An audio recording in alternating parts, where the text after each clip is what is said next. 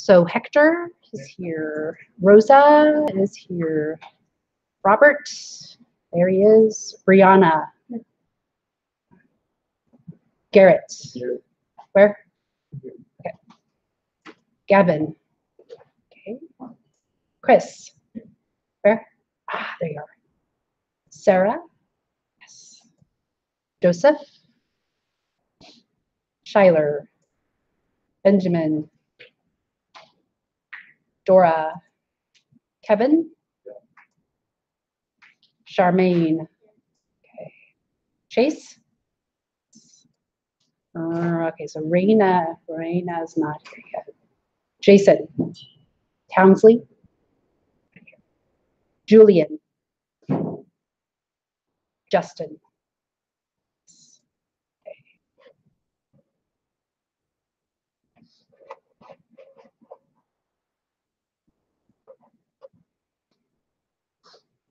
Okay, so we are recording. Okay.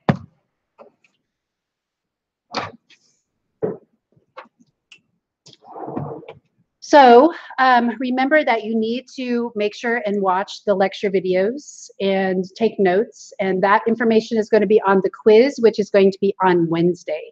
So remember that there is no class on Monday, but we are having lab this week. So lab, remember, is in ST115 downstairs at 2 o'clock on Thursdays.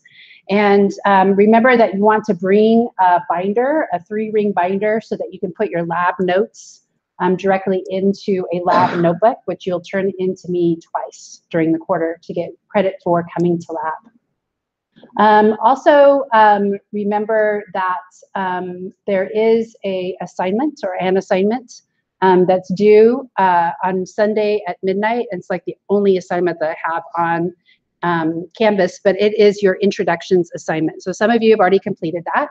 So if you could get that done by Sunday at midnight, that would be good, because then I can review that on Monday before I come to class. Okay. So one of the major topics that we're going to cover specifically during the beginning of this quarter, because we're talking about animal diversity. So we're going to go through the major animal groups, starting with sponges and then jellyfish, and then moving up to the invertebrates like the parasites, the planaria, or not the flukes, the tapeworms, the earthworms, and then just kind of moving along. So what we're going to do is we're going to talk about how organisms change over time. So that is the definition of evolution. So this is just the change in a group of organisms over time.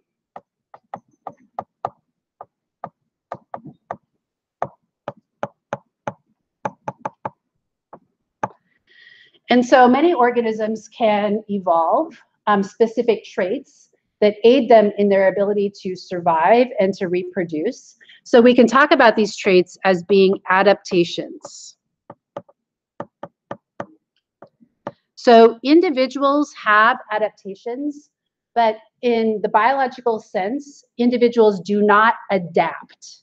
So individuals can acclimate to their environment. So for example, if you decide you're going to move to Denver, which is Mile High City, for example, you would acclimate by probably producing more red blood cells to deliver oxygen to your body.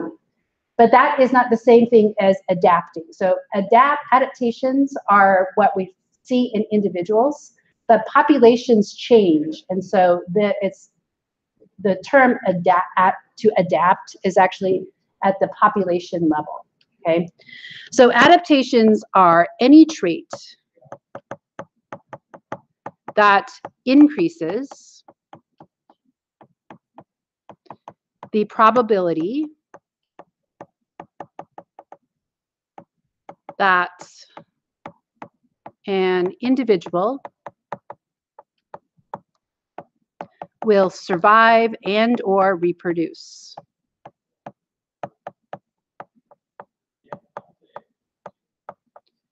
So it's important to put or reproduce, because in some situations, reproduction and adaptations that enhance reproduction could actually decrease the ability to survive. So for example, organisms could have antlers, for example, which utilizes energy, makes it more difficult for them to eat and are really heavy. And that actually might make them lower their ability to survive. But if a male has antlers, he can actually compete for access to females and increase his ability to reproduce. And so sometimes survival and reproduction are not synonymous. They're actually kind of counter productive in that particular sense. Okay. So we're going to talk about the types of evolution, and microevolution is referred to as the change in a population. So this is at the population level.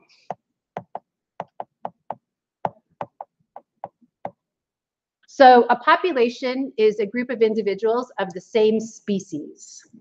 So a species, from the biological perspective, is two individuals that are capable of reproducing and producing viable offspring. And so populations are made up of the same species. So when we talk about populations, populations can change depending upon their environment. So you could have populations being geographically isolated from one another, and then just by random chances, they could change and over time and become different.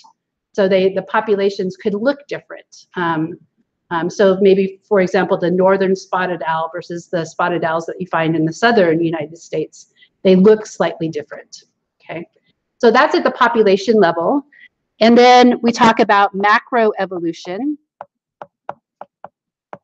And this is at a larger level. So this would be like speciation. So this would be where you might have an ancestral species giving rise to new species. So new groups of species arising. And it could also be the evolution of major groups. Okay. So for example, the mammals. So if we look far back in the history of the Earth, we don't see mammals, but we might see fish.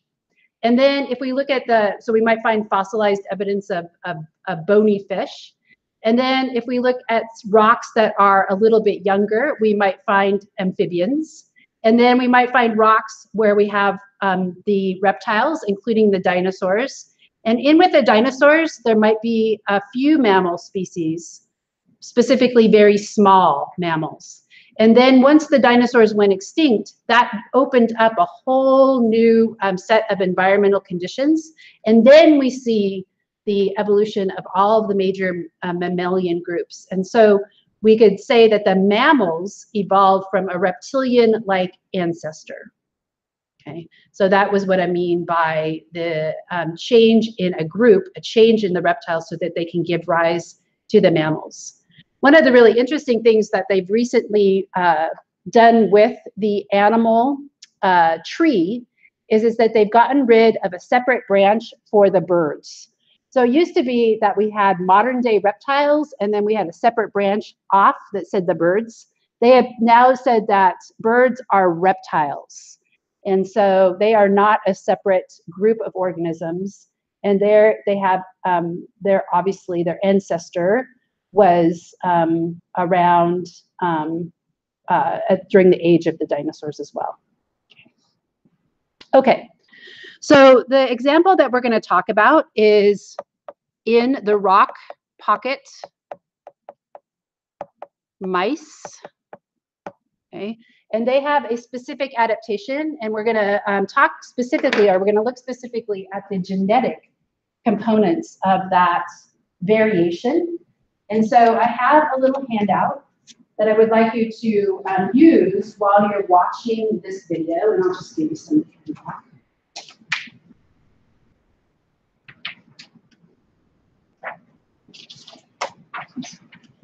So you're not going to turn this in, but you're going to use it as a study guide.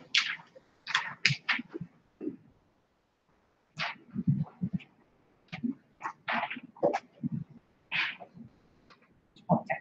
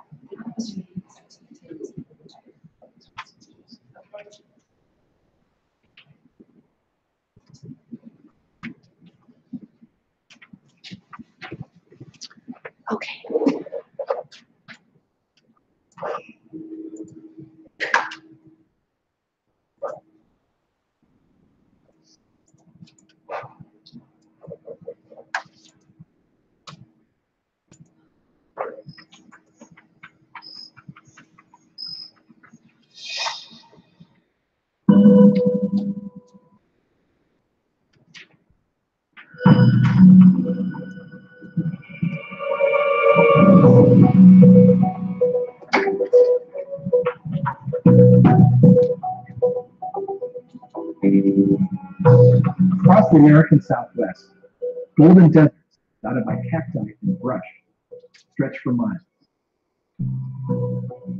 Yet here in New Mexico's Valley of Fire, the landscape changes dramatically. Patches of black rock interrupt the scene, remnants of volcanic eruptions that occurred about 1,000 years ago. The eruptions spewed a river of lava more than 40 miles long across the desert. As the molten rock cooled, it darkened, leaving any creature dependent upon camouflage in serious trouble.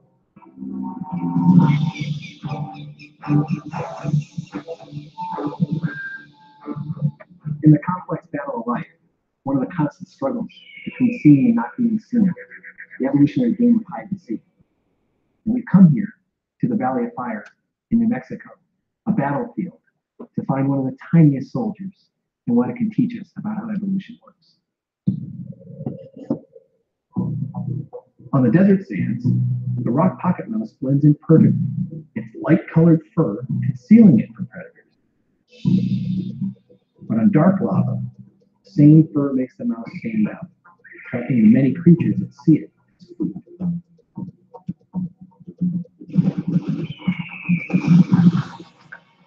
These mice are the snickers bar of the desert. They're eaten by foxes and coyotes and rattlesnakes, and certainly by owls, and maybe even occasionally hawks. And most of those predators are visual predators.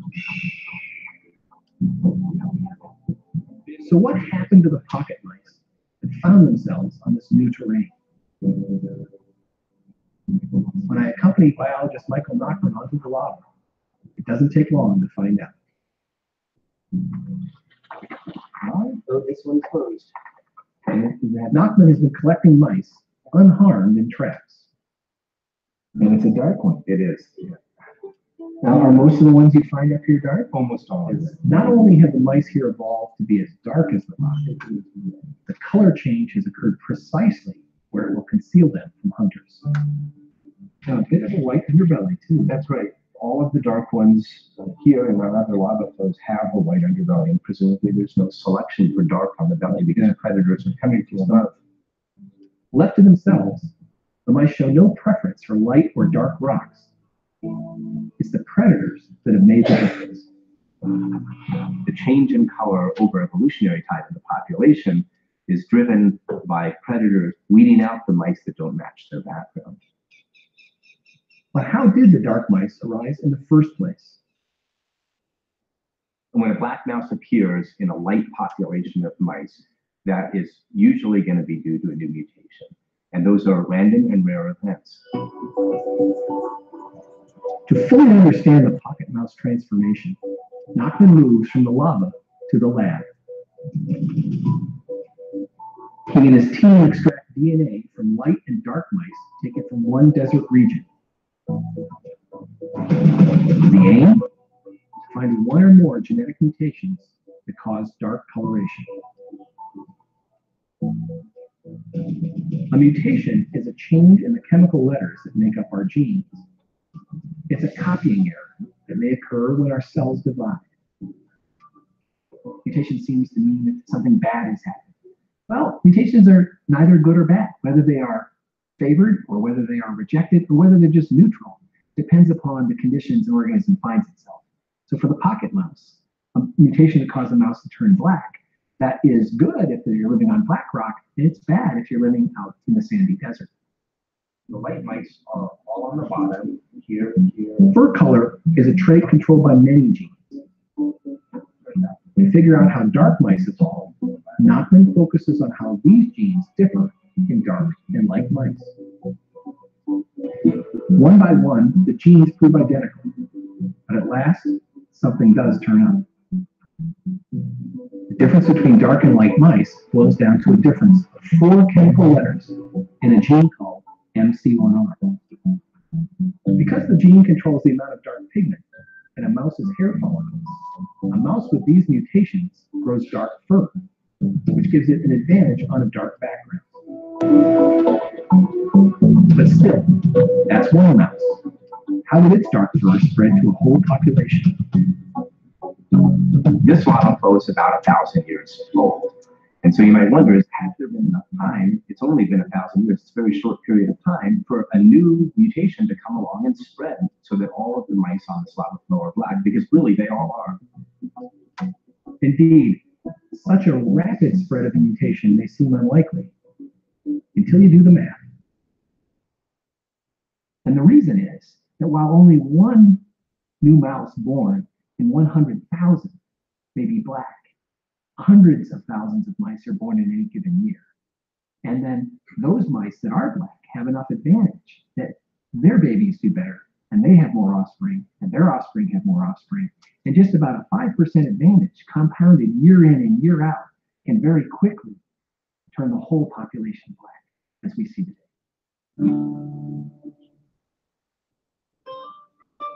If dark color gives mice a 1% competitive advantage, and you start with 1% of the population being dark, in about 1,000 years, 95% of the mice will be dark. If instead the dark color gives them a 10% advantage, then it only takes 100 years. Thanks to Nachman's mice, science has an example of evolution crystal clear in every detail. What's exciting about this is that we have a system that's very simple ecologically. You have dark rocks, you have light rocks, you have dark mice and light mice. It couldn't be simpler. We know who the predators are, what the selective force is. We know precisely the genetic basis on what makes the mice have an advantage or a disadvantage depending upon where they live. All the pieces are finally together. It's a perfect illustration of Darwin's process of natural selection. In fact, it's more than that.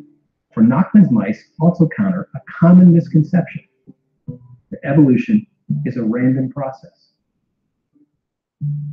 Well, there is one random component, and that's the process of mutation. Mutations occur at random throughout our DNA. Every new organism is born with a new set of mutations. But while mutation is random, natural selection is not. Natural selection sorts out the winners and losers. And that's really what the whole process of evolution is driven by.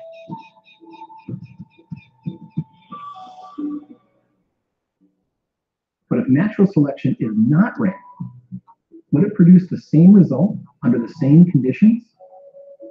It does. And here's proof. Rock pocket mice collected by Nachman from other lava flows in other parts of the Southwest. These are two different black mice that have each evolved on different lava flows. And the lava flows are hundreds of miles apart.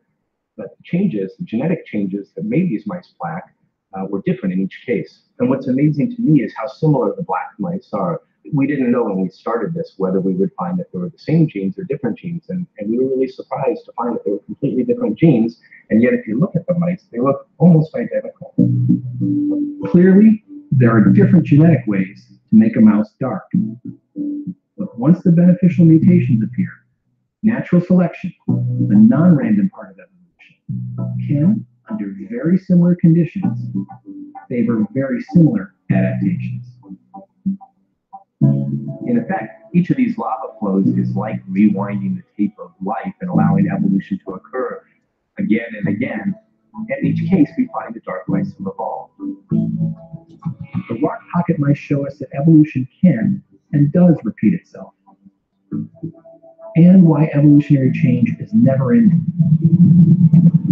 As environments transform, so must the species that inhabit them, adapting and readapting in the great and complex battle of life.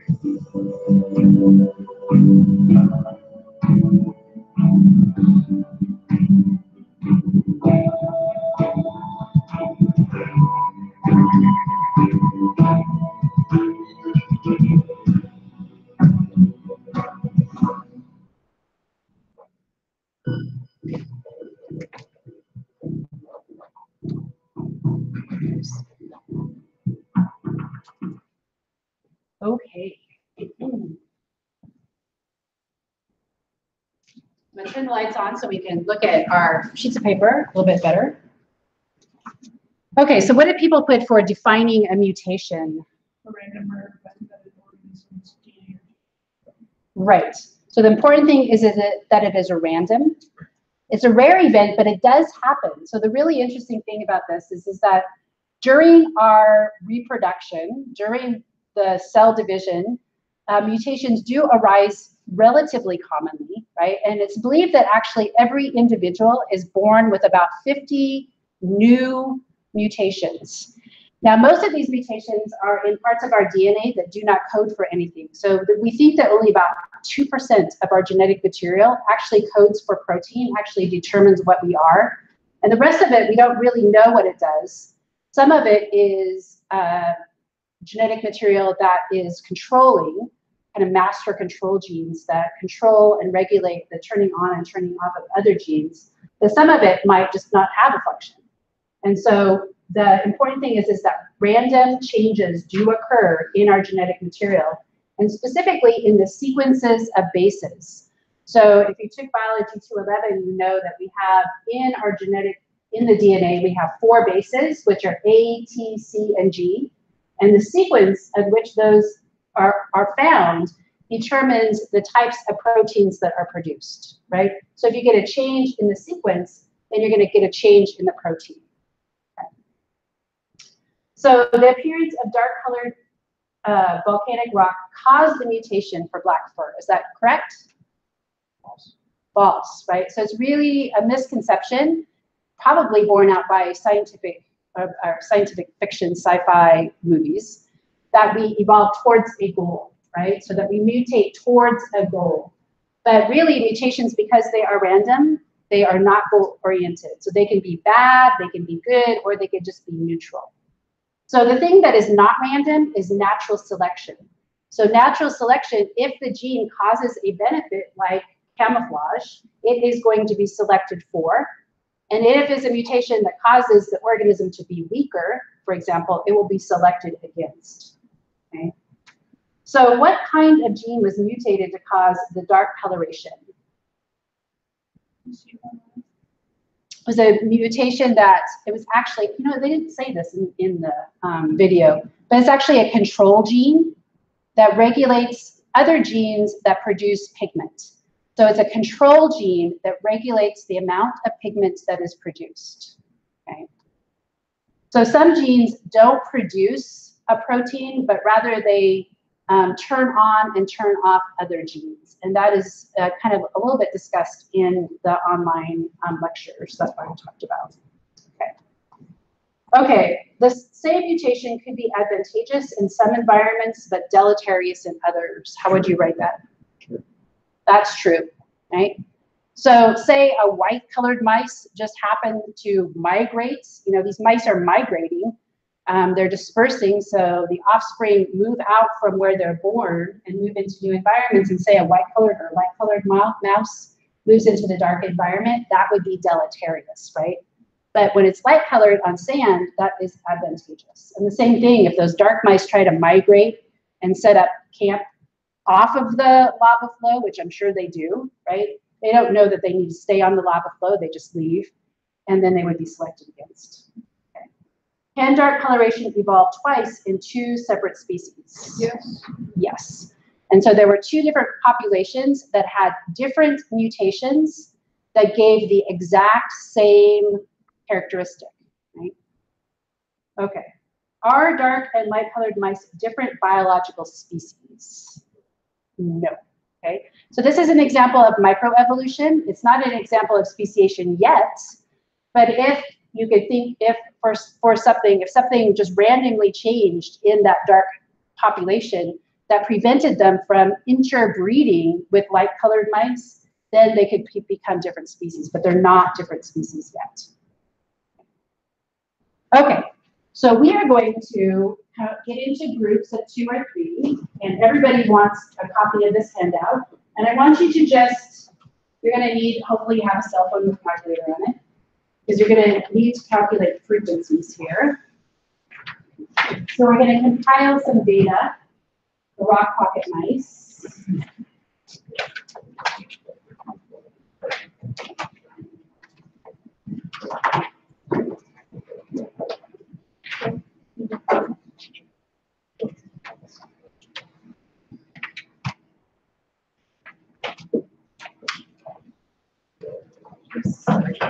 These rows are hard to.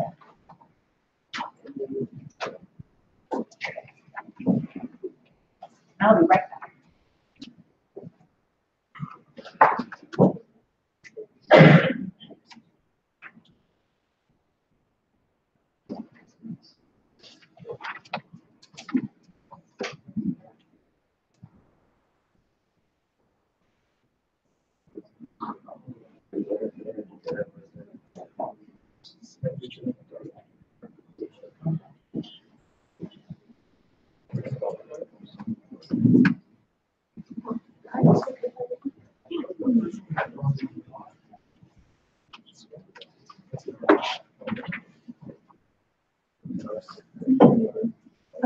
Nice to meet you.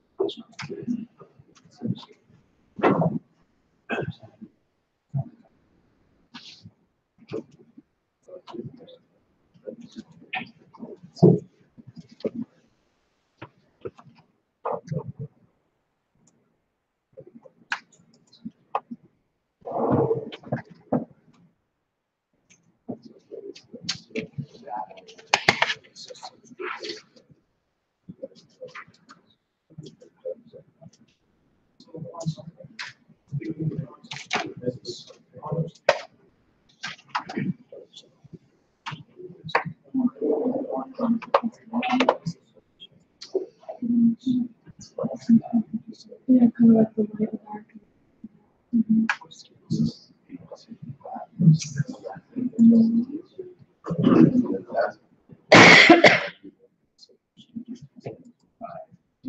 I have a question. So you need to add them. Yes. So here we have a light on a light, so that's 8. Here we have a light on a light, that's 80. Or is that 6? That's 6. So you'd add those up. And then you look light on a light, that's 34. So it would be 6, 80, and 34. And you would put that on substrate color. It's light, and the mice are light. So you're going to put so you just want to add up the numbers and put them in that table, which is going to make it a lot easier for you to actually look at the data and see what is going on.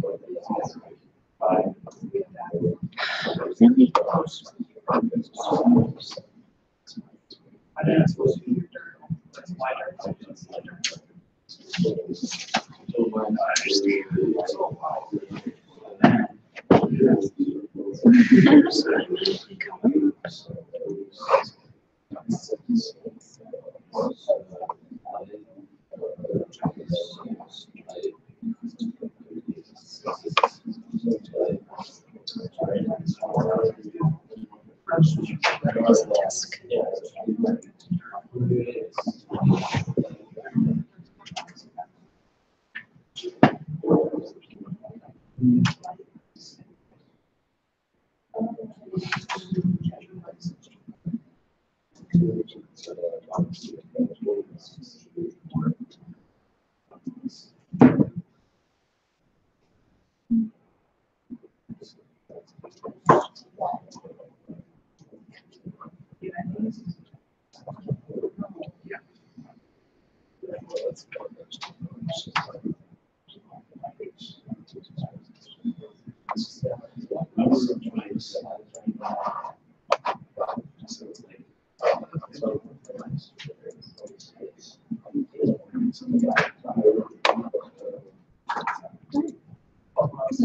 Desk.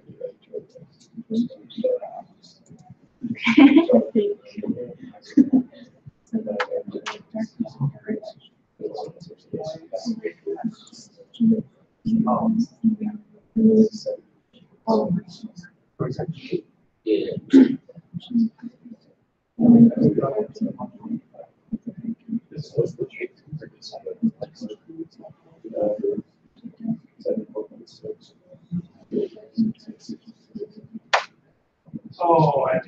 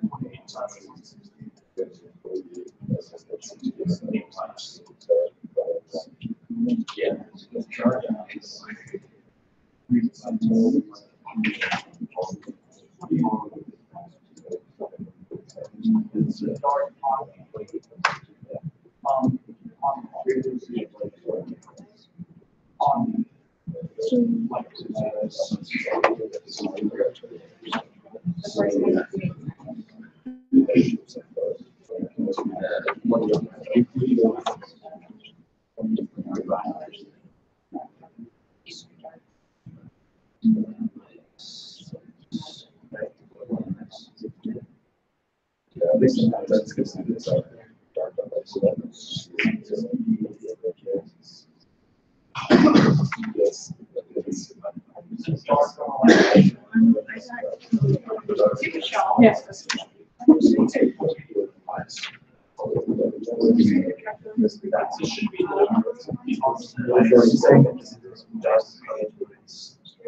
The total on the substrate. So how many light were on light? How many dark were on light? So just use this total. So you redivide it by. Yep. You could be the same thing as in, it would just be 0.54, but that's okay. That's frequency. Frequencies are usually from 0 to 1, and percentages, just use the decimal place. So yeah, 0.54. It's actually not a percentage, but you can write it as a start. Frequencies are 0 to 1.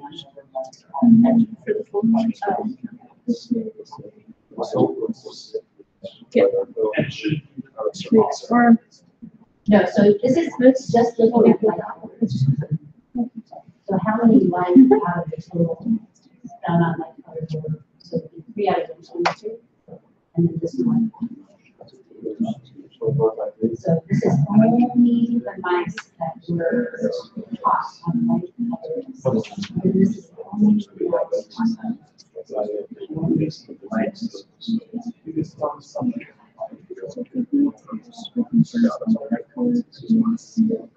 Oh yes, I did that wrong. Sorry. Yeah. Yes. Yes, so it'd be this way. Sorry. So light. Yeah. So color substitution, right? Actually, I told some of you guys this wrong. If the substrate color was light, then it would be 48 out of 168 and 120 out of 168. I think I told you wrong, Dora. Oops.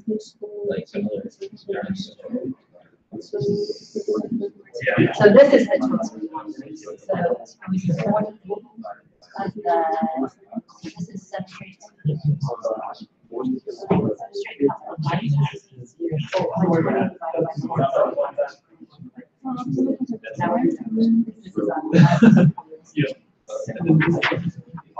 Okay. Yes. When you do the frequency, is it like the virtual that you get? Yes. Or is it So 48 divided by 168. And then, yes, 124. Because we have the substrate colored light, right? Right. And then how many dark mice were found on light and how many light mice? and then you do it by the tools? Yes.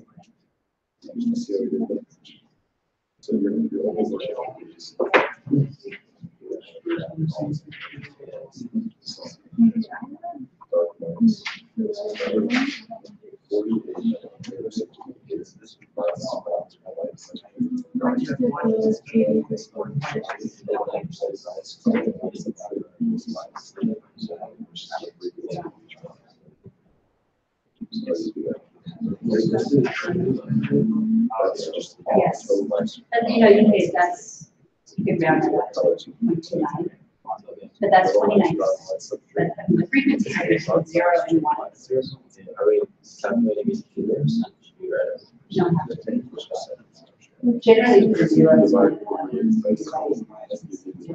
Yeah, it's true. So like, you do the light section to the so it's only. Okay, so this first question is light substrates. So the light substrates. So we have 120 divided by 168.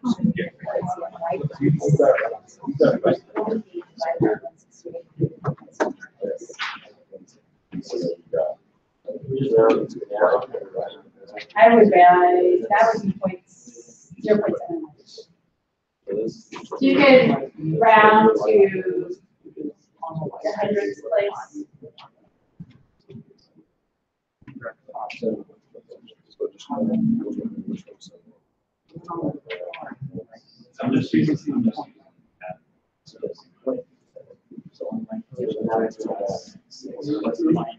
look at your frequencies. Which one? So notice on the dark. Right. Right.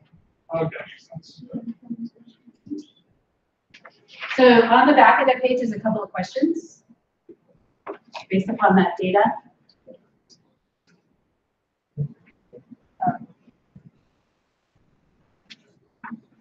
So the frequency of color, direct coordinates would be nothing.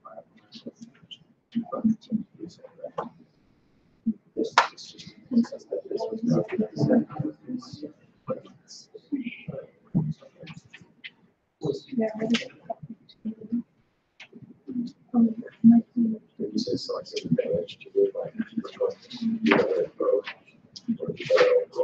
Do better overall. Yeah, so I would say the dark colored mice do pretty good in a light substrate. They do really well on a dark substrate. So I would say overall it would be dark coloration. Because they're not as selected as strongly against if they wander off into the light setting.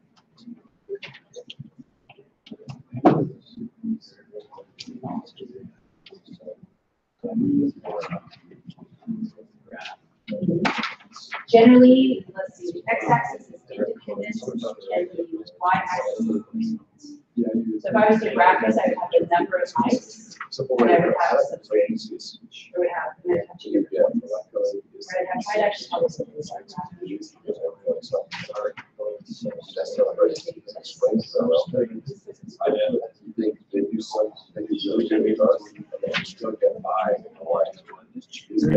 That's actually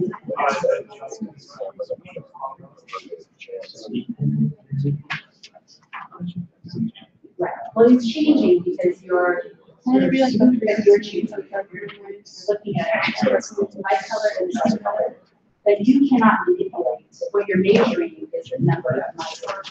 Like you cannot manipulate that. That's so the mouse coloration is dependent on the substrate. So then I would say the number of mice at each color.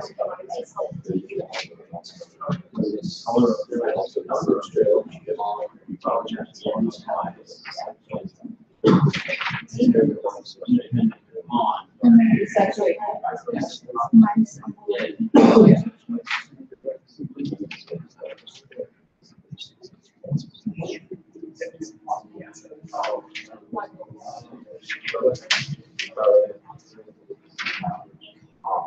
the dependent variable is the mouse color and the number of mice. So the number of mice in each color.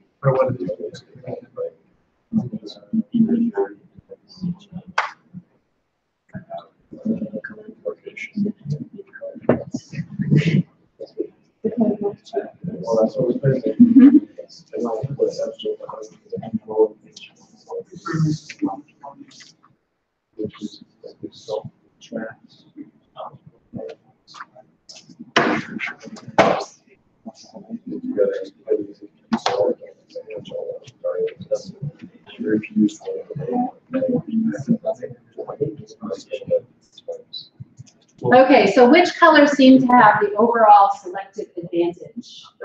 Dark, right? So even on the white, they do have a little bit of a chance to survive, even if they wandered off onto the light substrate. And then the dependent variable would be mouse color, but also the number of mice. So the number of mice of each color. And then your independent variable would be your substrate color. And then what would possibly be a control variable? Number of mice that you like to get it for. So yes, so maybe, but that would be hard because what if the density of mice were different on the light versus the dark color? So maybe you would want to do it at the same time of the year. And you might want to trap the same way, right? So if you're going to set out traps, it would be, you would want to do it the same for the dark substrate versus the light substrate. You'd want to set up the traps at the same density, maybe the same amount of traps might affect it.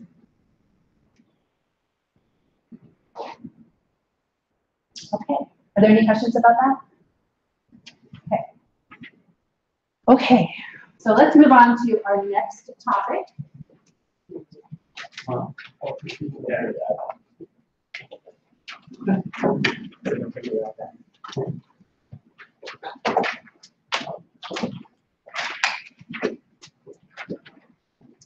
So when we're talking about animals and the organisms in the kingdom Animalia, we tend to group them based upon shared characteristics. So one assumption that we could make is that organisms that have structural similarities are closely related evolutionarily, and animals that look very different from each other would be not closely related, right? So one way that we could go about determining evolutionary relationship is looking at structural similarities.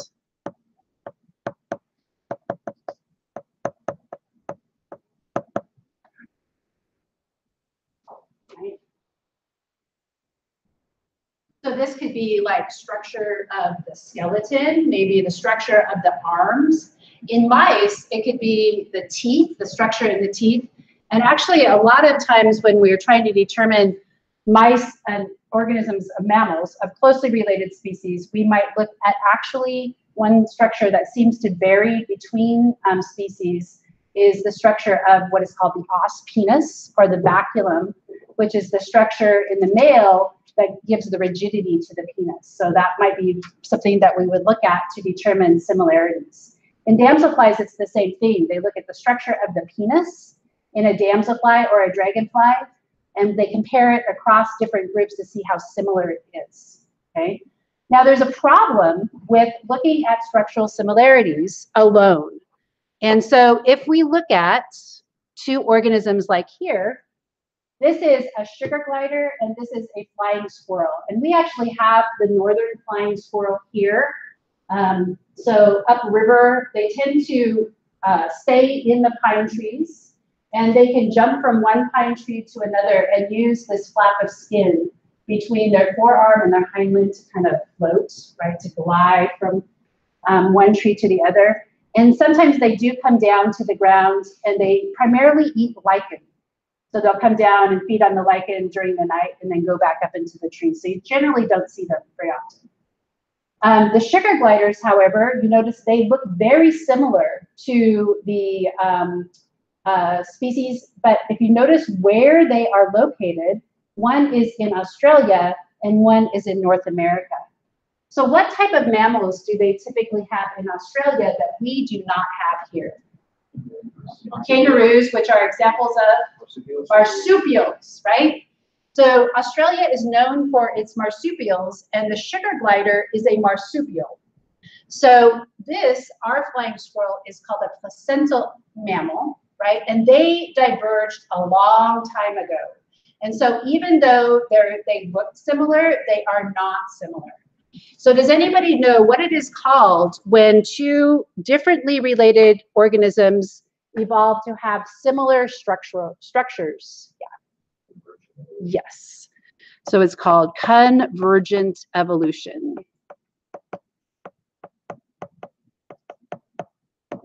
So I'm going to put problem here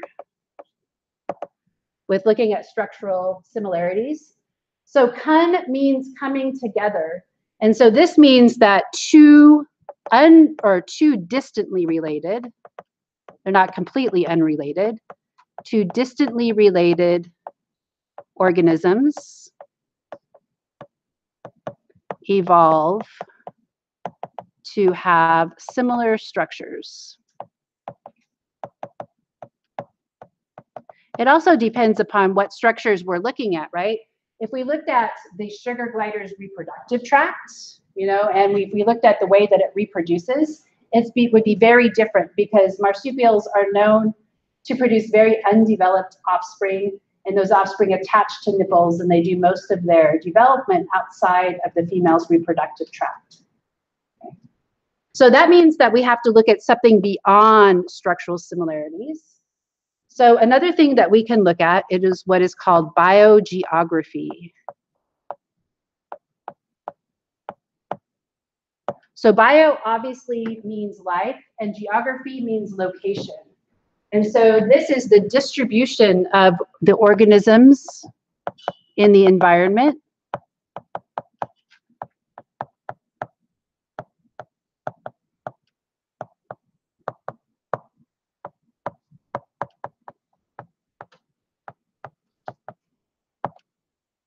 And Darwin was noted for his looking at biogeography and recording it, specifically when he went to the Galapagos Islands off the coast of South America.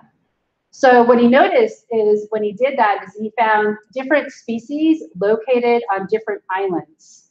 And so his thought is that they might have migrated to those islands and then diverged in their structure. So biogeography. So generally, organisms that are closely related tend to be more closely located, right? So if they're close together, if they're found near the same place geographically, we might make the assumption that they are more closely related evolutionarily, right? So the third thing that we could look at is that we could look at fossil evidence.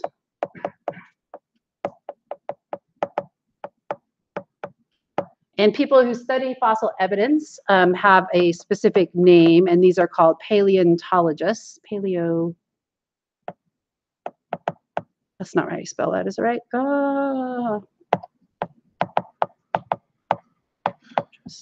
I can't remember. I don't know how to spell that. Does anybody else know how to spell it? I want to write paleo. This is really embarrassing. Ontology. I know there's a paleontology, isn't it? Anyway, yeah, that wouldn't be on the test. That's not on the quiz. There's an N in there somewhere. Okay, so we look at fossil evidence. So one of the important things, yes? It's Paleontology. Okay, I knew there was an N in there. Paleontology, there we go. Thank you. Okay, thank you for putting me out there. Okay, so fossil evidence. So when we look at the fossil history in rocks, right, what tends to happen is that you get layers, right?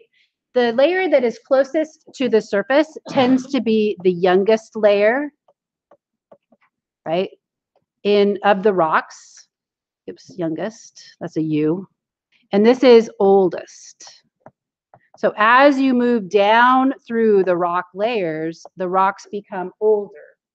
And this specifically when we have sediments laying one upon the other. So if you think of like an old ocean bed, right? And then sometimes these rocks get uplifted and you'll find on the top of mountain peaks, you'll find seashells, right? And so they assume then that at one point in time, that rock layer that is at the top of the mountain used to be in a shallow sea. And then we have plate tectonics bringing those together and uplifting the rocks, right? So when we look at the fossil record, we sometimes see changes. So organisms that are not around now were at some point found in the fossil history. So if we look at an example of this,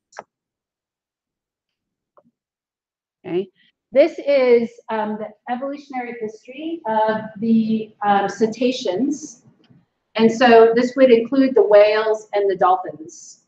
So if you look at, of the species of the group of mammals that are around today that are more closely related to the whales and the dolphins, it would be the hippopotamus.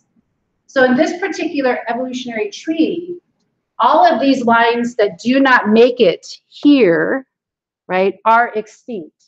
So the hippopotamus and the dolphins and the whales are present day. All of these are species that are only found in the fossil history, right? So what we see early on is we see an organism that is terrestrial, right? And then becomes more aquatic. And so this is called, that one that I underlined is called Ambulocetus, which technically means the walking whale. Okay, so that lived in shallow seas. And then you notice that they progressively become more aquatic. So mammals evolved on land and then subsequently returned to the aquatic environment and then changed over time. So we see changes over time in the fossil record. Okay. Okay, before we want to go to there, I want to write a couple more. Let's go here. Okay, so the fossil record is important. And then finally, the fourth way that we can determine evolutionary relationships, that's number 4, isn't it? Yes, okay, is we can look at molecular evolution. Actually, there's a 5th way I need to write down there, so I'll write, there's one more. So this is the, we as scientists, as human scientists, we have been revisiting all of the relationships that we derived from biogeography and the fossil record and also similar structures. And we have been reanalyzing them, looking at molecular evolution because now we have the technology to do so. And so, for example, of this would be looking at DNA sequences. The more similar the sequences, the more closely related.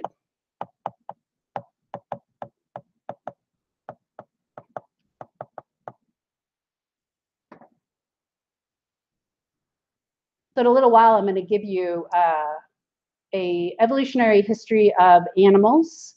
And it is the most recent one that has actually been redone a little bit based upon what we now know about molecular evolution. So we can actually take DNA, we can find the sequences that are significant, and we can look at how they change over time. Okay. The 5th one is looking at development. And the reason why development is important is that it doesn't change very often. And so one of the things that we say about development is that it is evolutionarily constrained.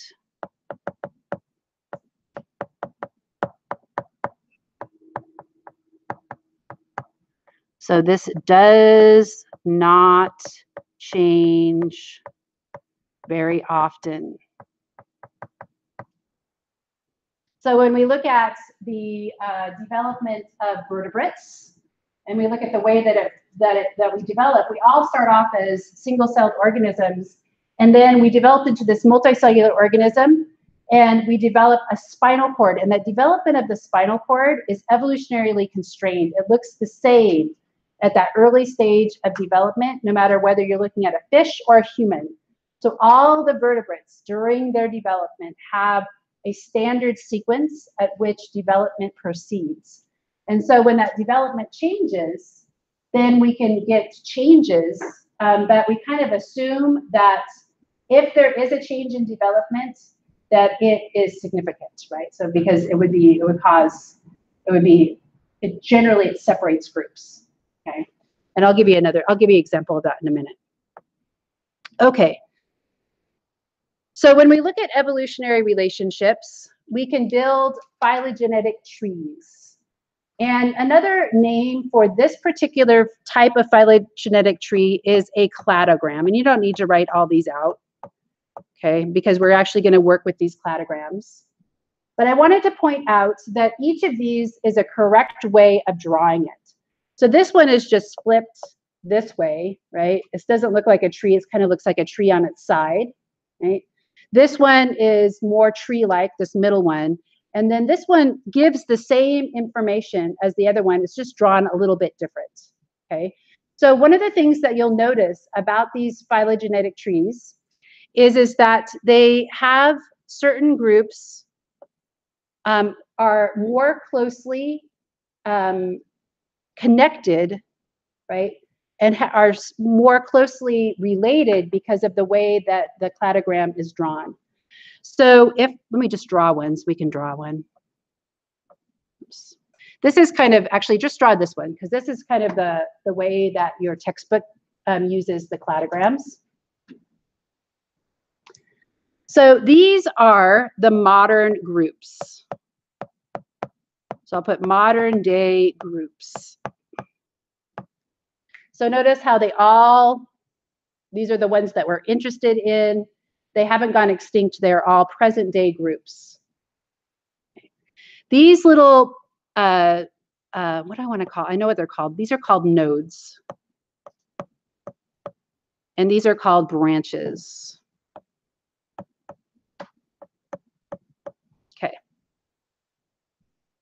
So branches that are connected by a node represent more closely related organisms. So for example, in this phylogenetic tree, A and B are more closely related than A or C. So generally what that means is that there has been a dramatic divergence in the characteristics that these organisms have. And so if I were to write a characteristic here versus here. So I'm going to put a line here, and I'm going to put a line here. Okay. So here we would have the ancestral trait. So this would be an ancestral trait. And so what that means is A, B, C, and D all have this trait. Okay. So this could be like a vertebra, right? So we could put vertebra right there. Okay. What that means is that E lacks a vertebrae, right? So it does not have a vertebral column. And then here we could put hair. Okay. So that trait right there is called a derived trait. And I know I made this kind of messy, but this is called a derived trait, right? So what group of vertebrates have hair? Mammals, right? So we would put mammals here. here we could put reptiles. Oops, reptiles, right? So reptiles have a vertebrae, but they do not have vertebrae, but they do not have hair. Okay, so this could be mammals and reptiles. What could we put down here? Something that has a vertebrae, right? We could put fish, so we could put bony fish. And then we could put cartilaginous fish. Okay. And then here would be something without a vertebrae, which would be what? What could we put there? Sponges, but even maybe butterflies. Okay.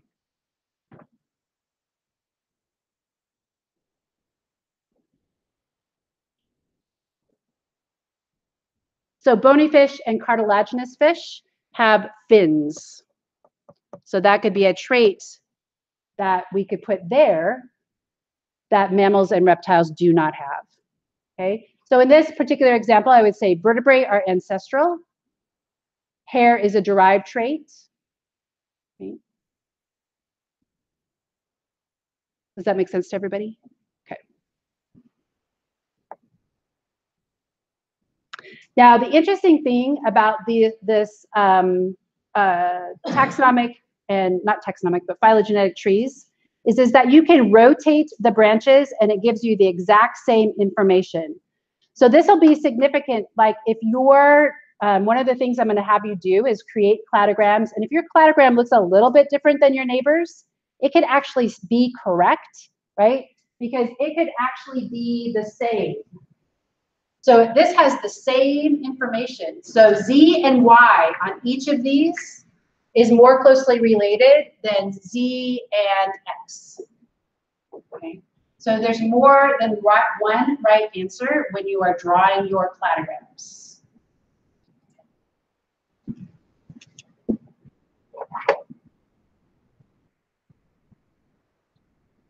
Okay, I'm going to skip. Actually, you know, this is a really interesting one. I'm going to go back.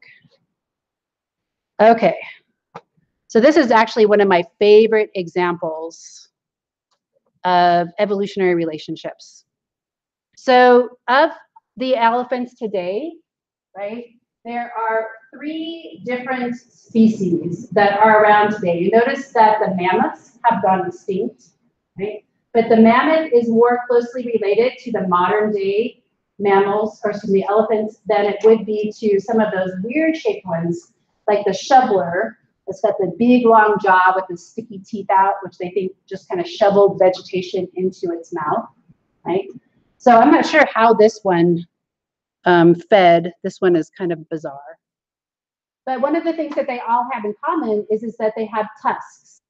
And they also have foot pads. So they have special types of pads on their feet. And so when we go back to the most closely related group of animals to the elephants, we find that these are the manatees. Okay. And the other more closely related are what are called the rock hyraxes. Okay. So one of the cool examples of how indigenous beliefs can be kind of translated into evolutionary relationships is that the Maasai of Africa, where the rock hyraxes reside, actually believed that the rock hyraxes were miniature elephants that were created when they got in trouble with their creator, and they chopped off their nose so that their nose became smaller, and they shrunk them down. So the rock hyraxes were thought to be related to the elephants by the indigenous Maasai. And this is all based upon molecular evidence. And so we now kind of have structural evidence, but also molecular evidence that puts the hyraxes near the manatees and near the elephants. And so kind of the cool thing about these rock hyraxes is that they have these foot pads that look kind of like an elephant's foot pad. but they also have these tiny little tusks, right? But their nose is not long. So their nose and their upper lip have not been fused during embryonic development to form the trunk.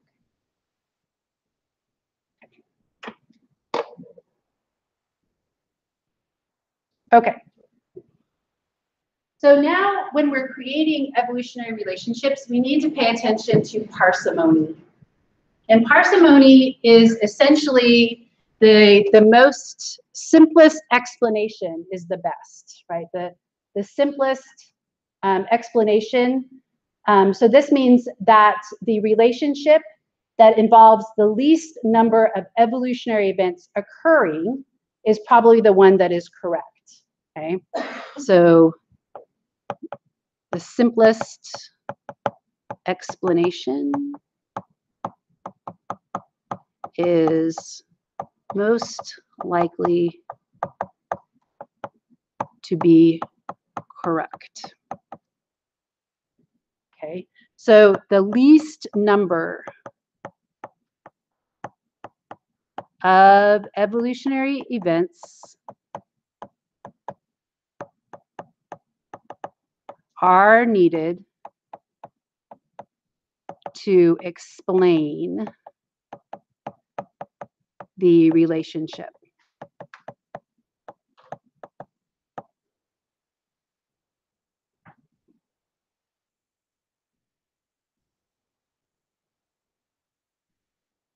Okay. So for example,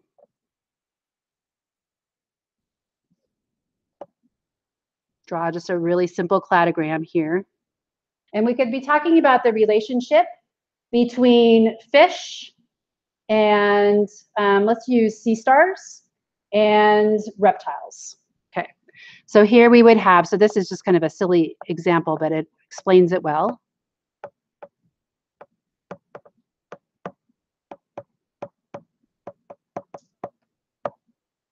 So this is my root node here, okay? So all of these are animals, right? But when we look at the major events here, right, we would put the vertebrae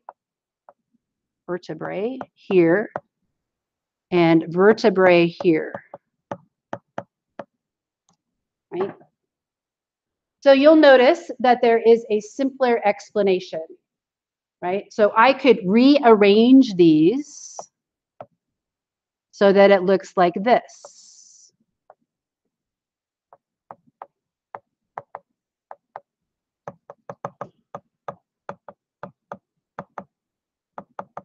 Reptiles, and then I have only one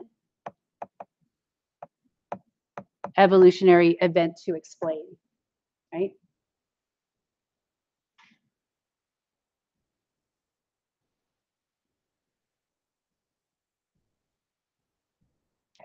So this one, this cladogram, this evolutionary tree is more parsimonious than this one. So this is less parsimonious than this one. Okay, so there are fewer evolutionary events that I need to describe. But this really all depends upon what characteristics you think are significant, right? But obviously reptiles and fish also share other characteristics that sea stars don't.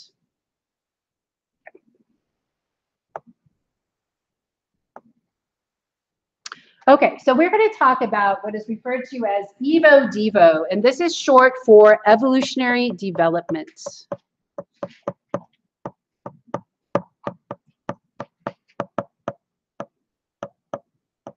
And this is the idea that we can change development, and changes in early development can be used to explain relationships, but can also be used to describe why there is a change in a structure or over time.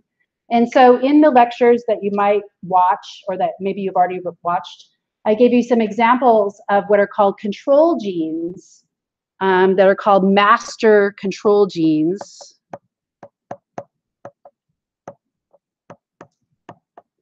And these regulate different stages of development.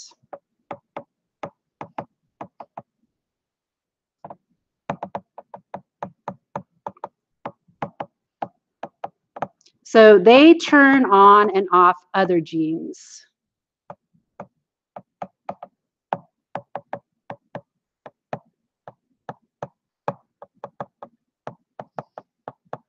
And so if we have a change in a master control gene, we might be able to change a whole structure. So for example, we could go from having an insect that has 4 wings, like a butterfly, and then if we switch a master control gene, maybe it would go down to having 2 wings. So we've completely lost a set of wings, which seems like a big evolutionary leap, but it is only due to a change in a single gene. So for example, flies have only 1 set, 2 wings, and they are believed to have evolved from an ancestor that had 4 wings, okay? So these are the master control genes. So we're gonna look at them in the Galapagos finches, which have been studied extensively because of the diversity. Oops, did I go the wrong way? Because of their diversity. And notice that one of the things that has changed over time in them is the structure of their beak. So the structure of their beak seems to be related to what they eat. So if they're nuts, if they eat seeds or nuts, they have a bigger beak. And then if they're insect eaters, they would have a nice, delicate, fine beak that would be useful for plucking insects out of the air. Okay. So their beak has changed over time.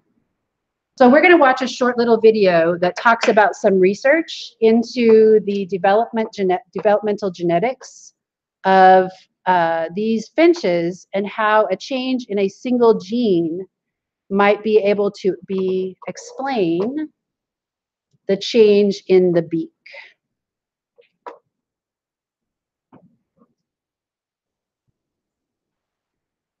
Question. If switches can play such a profound role in the different I need to turn this up, sorry. bodies, from many spots to spikes to hind legs, what is throwing those switches in the first place? Can you guys hear that? Researchers would see the answer in animals very familiar to Darwin.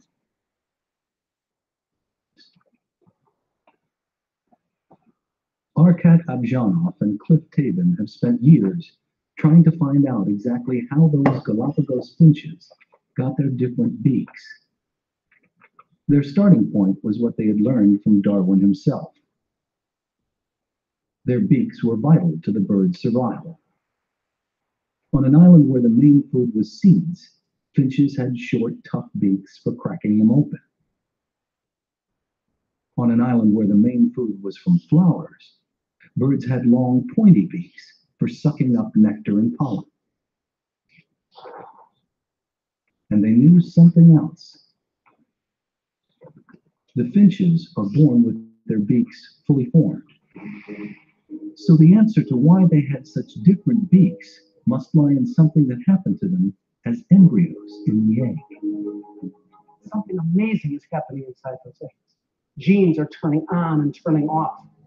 And depending on exactly how they turn on and off will determine what type of finch is formed.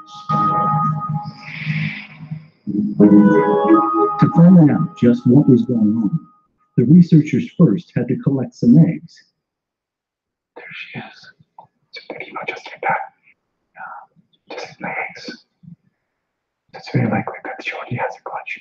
Great. She's coming out. Abjanov checks a groundfinch nest and finds a single egg. He won't remove it because the mother might abandon the nest. Another nest already has 3 eggs.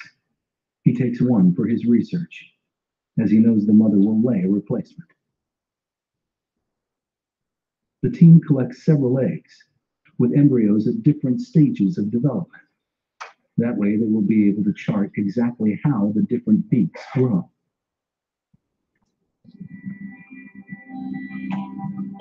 Back in the lab, they can begin the process. This cactus finch embryo is well on the way to its signature long, pointy beak. And this ground finch embryo is growing a short, thick beak. What we wanted to do was try and understand the genes that were involved in making the beak the way it was, making a big, broad, thick beak different from a long, thin beak or a short, thin beak. They concentrated on a group of genes known to control the growth of birds' faces. As they looked, they saw something intriguing.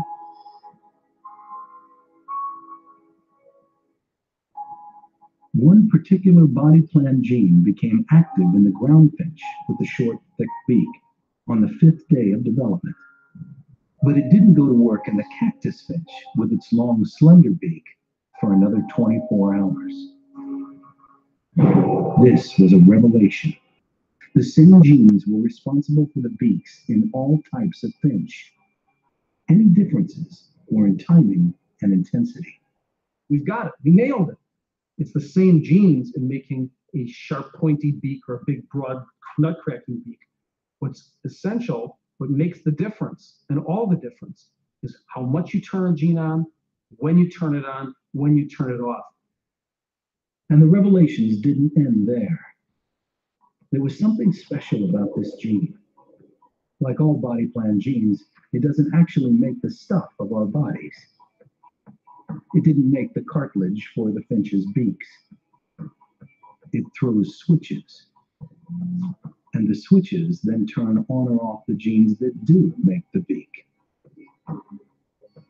These are a different type of gene. They're genes that boss other genes around. Scientists now realize that not all genes are created equal. Some make the stuff of our bodies, and switches are needed to turn many of these stuff genes on and off. The body plan genes are what throw these switches, which tell the stuff genes what to do and when. This subtle choreography can have profound effects on how different animal bodies are formed. And this knowledge is helping us solve perhaps the biggest Darwinian puzzle of all, the mystery of the great transformations.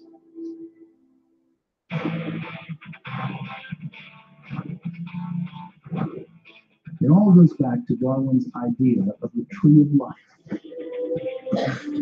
that all life forms are ultimately related, and from the earliest common ancestor over billions of years, they have changed and diversified so that creatures that started out looking the same evolved to become completely different. And scientists have made some amazing connections. That dinosaurs share a common ancestor with birds, and that a fish must have been the ancestor of all four-limbed creatures, even us. Okay, so I'm going to stop it there. Okay, so there is a term for this change in the timing of the gene. So the gene changes when it is turned on. That master control gene changes when it turns on and when it turns off. And this terminology is called heterochrony.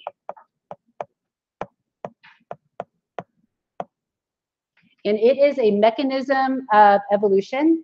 So if we look at this term, hetero means other, and chrony, think chronological, right? So we're thinking timing. So this means, literally means other timing. Okay, so this is a change that causes a difference in the timing of development.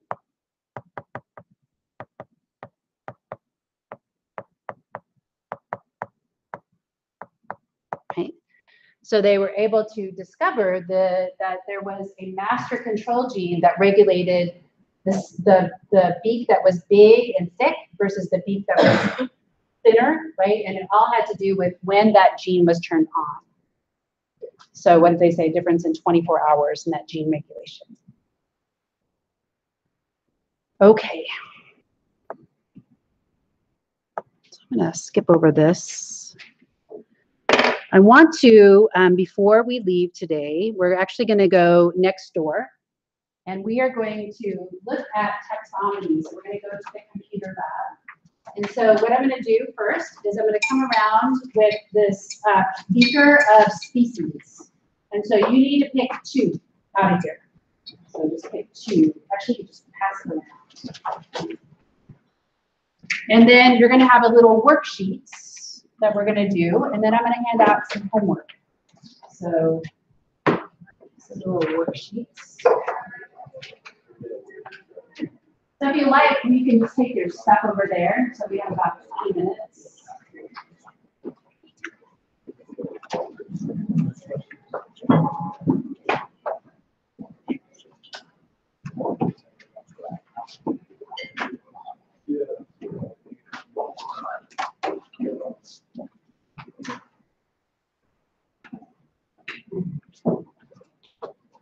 So don't leave the room until you get your species.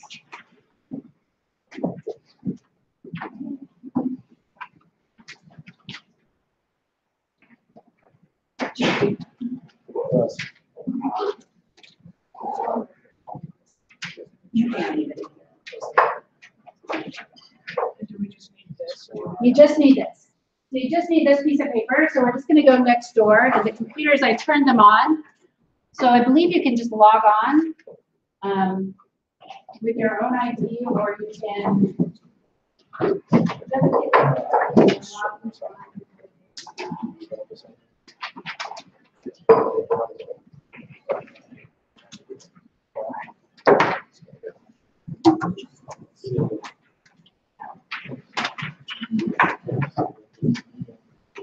James, do you live over here? Huh? You live over here? Yeah. Yeah, like a farm in the house or what? Is it the house or house? Oh, okay. Do you live with Jared?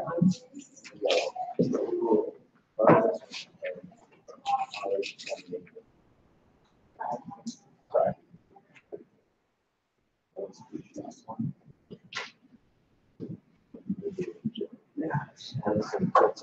Your friend had a drop already or what? Or, yeah. I don't think she needs this exact class. I said she only could get it 1 minute.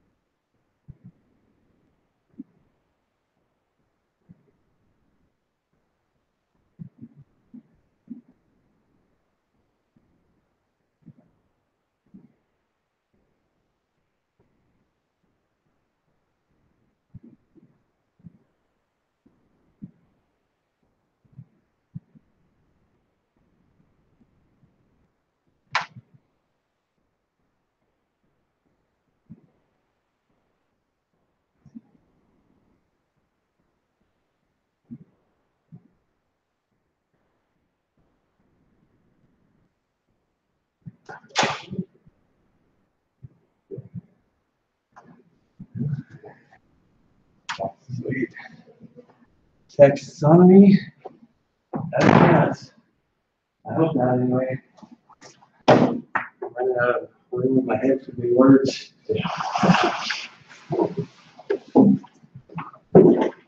Okay, math and chemistry is time. What else you got? What's your third? Art. No, that's good. I'm taking an easy one this time. After last year, I was just like, so I'm taking that. Yeah. That one. Physics, chemistry, and history of rock and roll. It's just cake. I did 2 weeks of homework for it. I'm just gonna try to do that whole class the next I think the whole term towards. Yeah. The nice thing is that my art class, I took art class. Yeah. I'm in like the second level. Yeah. I'm literally using. Oh yeah, the second level you don't have to do anything. You just head off to the room. Yeah. I just go to the other side. Yeah. Do my stuff. And, yeah. I second to the second art class. Which what kind of art is it? Just draw line. Yeah. Yeah, but because I was like, when I got to the class, I was like, shit, am I just doing the exact same thing over again? Yeah. And then me and this other girl, because she was in the last section. Yeah. It was just me and this other girl in the class. I was like, gives us a different piece of paper. Okay, you're gonna draw it too, you're gonna get this. This is all you have to do. I'm like, damn, I could do this in like 1 week. Yeah. It was like, it's pretty cool. Still great for you on attendance. So. Yeah, but it's pretty cool. As long as you get the number of projects done that he wants, you give you name. Yeah. Like, oh, that's cool. Yeah. Just art, yeah. Let's see. I got so much shit. I always enjoyed drawing. I guess middle school.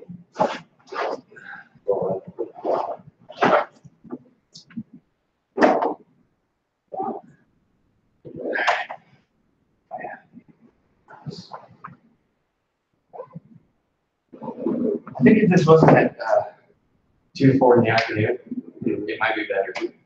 Yeah, I hate afternoon classes. But I personally don't like early morning classes. Yeah, I just mostly because my brain isn't working. It's like you honestly expect me to do something. Yeah, I've been getting up extra early this term. I get up at 6:30 and drink coffee. Yeah. Eat some oatmeal, glass of orange juice, watch the news. By the time I get to school, I'm like ready to go. I'm not all foggy like I was last term. Last term I was just like, what'd you say? I didn't hear that.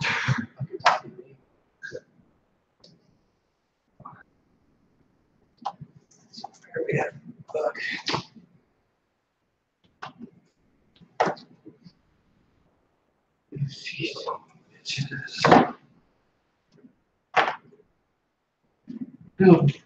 It's amazing we're going to learn this whole book. It's amazing how much we've already learned, actually. Yeah. That's a whole lot of information. This is more than you learn in your average college class. Yeah, most teachers don't take the time like he does to make sure everyone gets it. That's the one reason I actually like his classes. Yeah, because he actually takes the time to make sure that you understand. Yeah, other teachers I've had, like they'll just I want A plus B equals C, and that's your answer. They're like, how did you get that? Yeah, some teachers just bark it out and go home. Yeah. My math teacher, I really, in high school at least, yeah. Now it's hard, right? Well, it's Anne-Marie hard right now. I'm taking children. Right now. Oh, that's right, for trig? Yeah. Yeah, I forgot today. It's the first time somebody else has ever taught it. Oh, okay. Yeah, you'll be better off the shoulder. He's nice. Yeah, he'll take the time. Yeah, but my high school teacher, literally, she was smart, but she's not good at teaching. Because she could do almost any problem like they were and be able to figure it out, but she couldn't explain how she did it to you. So, any reason. You're like, how did you do that? She's like, oh, well, this is the answer. Yeah, but how did you do it? I got what she did. I could see what she was thinking, and then I would have to explain it to other kids. And I mean, there's like maybe 2 other kids in the class that thought the same way as me, but for the most part, the rest of the kids were just like, I'm totally lost.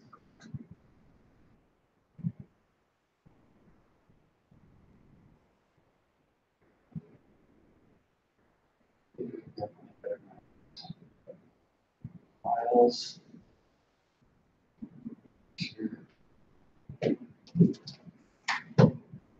Have you started on the homework yet? The reading. Reading? Did you get reading yet? I read a little bit. Yeah, it's 64 this time, I think, or 56. What was it? 60. Is what is it? It was a bunch. Yeah. I'm down to, I think I have 2 more sections to go and maybe 20 questions left or something. Yeah, I think I got through. It's just time consuming, you know what I mean? I think I got through 10.7. I spent a pretty good block on it last night and a pretty good block on it today. I'm still not quite there. So whatever, huh? Yeah. I hate reading. I don't mind it. It's just those questions and Yeah. it kind of that shit just gets drug out.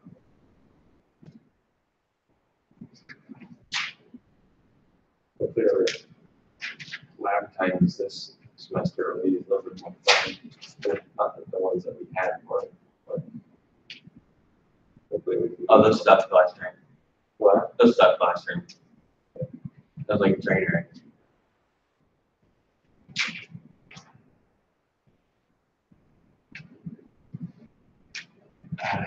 Hopefully this time will be more of an experiment. Like, you know. Just have to see. Well, yeah, it's just those pages of shit you couldn't answer because we haven't learned it yet. Yeah. That's what, yeah, forget all that, you know what I mean? Give me something that's hard, but that we've at least learned. Yeah. Not just pages of shit where I just hand in white shit. At the end, that's what I did for like, you didn't teach me this. Oh, dude. Or dang. Like the 411 last night. No problem. I'm already, I wish you had it posted. That's what I was thinking. I could literally knock out the whole term in like. I will, and you know chemistry, how it says it's locked in the smart book. I was so bored last night. I went onto the smart book, I found a loophole, and I already finished smart book chapter 10, 11, and 12. Yeah. I'm done 3 chapters now. And I'm gonna do the other ones this weekend because I don't want to wait around. I don't want to do it, but when the time actually comes around, I need to focus on the homework. I'll do the homework. No, just reading so far. I've just done the smart book. Yeah. I just, About the same as last term. Yeah. A whole lot of, you know what I mean? At least his doesn't feel like it's a hodgepodge of shit. My other classes feel like that. That's usually it. That's kind of. It's usually It's more. not hard, but the canvas is so like jumbled. Oh, it is. It's absolutely correct. It's the worst canvas I've ever. That's why I dropped it last winter. Because I couldn't figure out what I was supposed to do. Thank you. Too late. It was like that for history. Like it was bad. I'm glad that this is bad. yeah. Thank you. Yeah, like the cops just gave me some of the 3, and I'm like, I can't eat this. That sounds like you're all right. Yeah, like I eat, but then like if I get so much up my house, it's like Why do you do a food homework? You? I have a little over now.